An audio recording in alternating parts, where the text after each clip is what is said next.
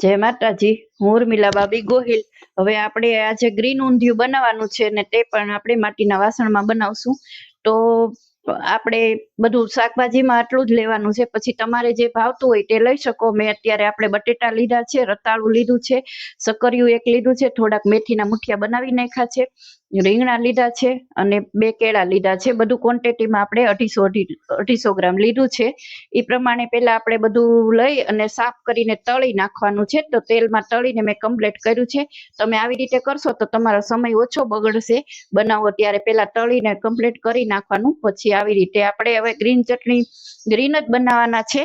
તો એ ગ્રીન ચટણી મેં બનાવીને તૈયાર જ રાખી છે. આમાં આપણે ફુદીનો છે, થોડો આદુનો કટકો છે, ઝાઝી કોથમરી છે અને લીલા મરચા છે. લીલા મરચા તમે 1 કેપ્સિકમ નાખ્યું છે. લીલા મરચા તમારે તીખાસ પ્રમાણે ગ્રીન ચટણી બનાવી શકો. આમાં મેં થોડું મીઠું નાખ્યું છે.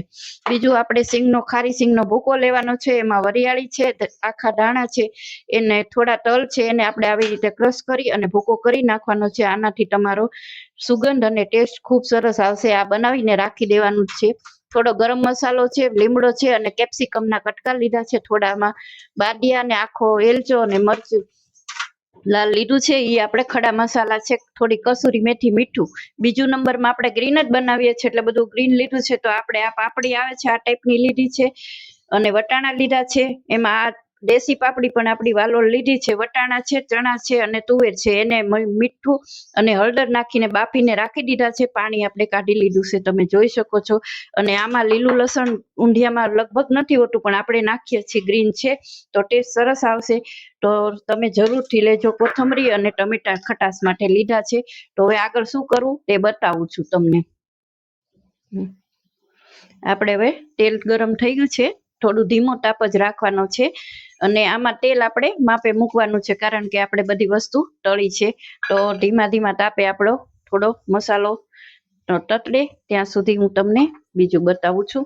એમાં હવે આપણે મસાલો નાખી દીધો છે થોડા તેલમાં. હવે આપણે આ બધું મેં થોડું અત્યારે લીધું છે.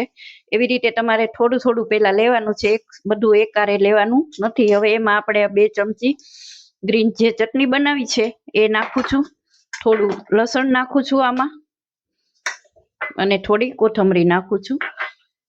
એને આપણે હાથથી પહેલા ધીમા તાપે ધીમા હાથે આપણે એને સરસ મિક્સ કરી લેવાનું છે ગ્રીન ચટણી, કારણ કે તમે બહુ કડક હાથ રાખશો તો આપણું બધું વિખાવા કરશે. તળેલું છે એટલે એકદમ થોડુંક નરમ પડેલું છે.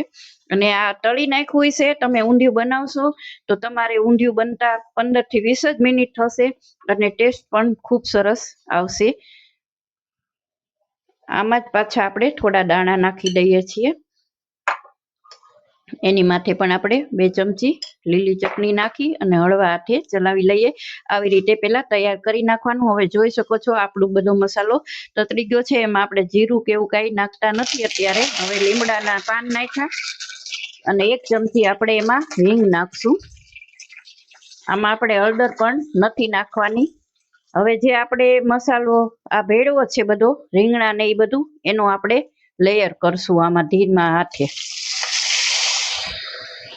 હવે આ સમય ઉપર આપણે ગેસ ધીમો રાખવાનો છે. તમારી પાસે માટીનું વાસણ ન હોય તો આપણા ઘરે જે જાડા તવલા હોય, પાતળા તવલા હોય, એમાં પણ તમે બનાવી શકો. એની નીચે તમારે લોઢી અથવા તાવડી મૂકી દેવાની છે.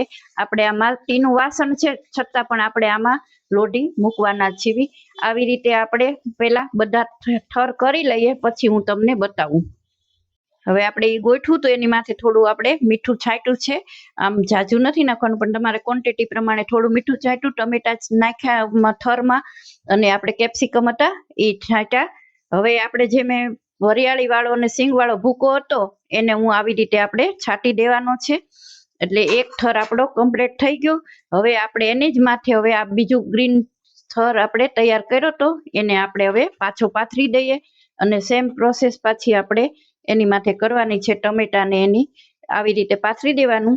પછી આપણે કેપ્સિકમ નાખશું થોડા અને ટમેટા નાખશું અને થોડું મીઠું પણ નાખશું. મીઠું આપણે બીજું બાફવામાં કે ક્યાંય ન હોય, એક ખાલી ચટણી સિવાય નથી, એટલે એ પ્રમાણે તમારે ક્વોન્ટિટી મીઠાની કરવાની છે.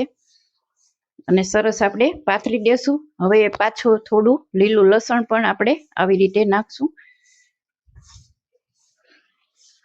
અને પાછો આપણે ઉપરથી થોડો આ ભૂકો નાખશું સિંગવાળો.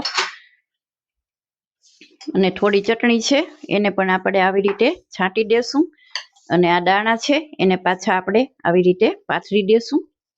દાણા નાખ્યા મીઠું નાખ્યું છે એટલે આવી રીતે રાખવાના છે દાણામાં. પછી તમે તૈયાર થઈ જાય તો ટેસ્ટ કરીને ઉપરથી તમે નાખી શકશો મીઠું થોડું.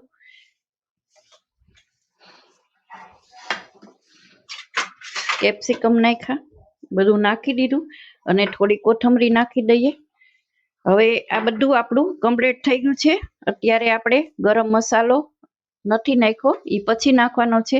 હવે જે આ કસૂરી મેથી હતી એને આપણે થોડી હાથેથી ઓલી કરી અને છૂટી છૂટી છાંટી દેશું. હવે ધીમા તાપે મેં રાખ્યું છે, માટીનું છે એટલે નીચે હું તાવડી નથી મૂકતી, કાંઈ પણ તમે મૂકી શકો. હવે એને આપણે ખૂબ જ ધીમા તાપે 20 થી 25 મિનિટ માટે ઢાંકી અને મૂકી દઈએ, પછી હું તમને બતાવું. જય માતાજી. હવે આપણે જોઈ શકો છો આ એકદમ સ્મોકી છે અને ખૂબ જ વરાળ અંદરથી નીકળે છે. એકદમ ટેસ્ટ પણ સરસ છે અને ખૂબ જ લસણની સરસ આવે છે. તમે વરાળ જોઈ શકો છો, ગરમ ગરમ છે. એને આપણે સર્વ કરી રાખ્યું છે મેં ડીશમાં અને તમે જોઈ શકો છો ઘરમાં સુગંધથી રહેવાતું નથી. આપણે લીલું લસણ નાખ્યું છે એની સુગંધ બહુ જ સરસ આવે છે. તો ટ્રાય જરૂરથી કરજો અને કોમેન્ટ જરૂર કરજો. અત્યારે શાકભાજી બધા આવે છે તો જરૂર બનાવજો. ગ્રીન ઊંધિયું કેવું થયું એ મને કોમેન્ટમાં જણાવજો. આજે આપણે બધું ઊંધિયું છે એટલે બાજરાના રોટલા, ઘી, ગોળ અને પાપડ જાતે બનાવેલા આપણે ખીચાના છાશ સર્વ કર્યું છે. તો આ પ્રમાણે તમે ડીશ બનાવીને જમશો તો તમને ખૂબ સરસ લાગશે. સુખડીની કોમેન્ટમાં વાસુ પટેલ, કીર્તિબા જાડેજા, કૃપાલીબા ગોહિલ અને દક્ષાબા જાડેજાનો ખૂબ ખૂબ આભાર. આમાં પણ તમે બનાવી અને મને કોમેન્ટ જણાવજો કેવું લાગ્યું ને જરૂરથી બનાવજો. નવા વિડીયા સાથે મળશું, ત્યાં સુધી ઉર્મિલાબાના બધાને જય માતાજી.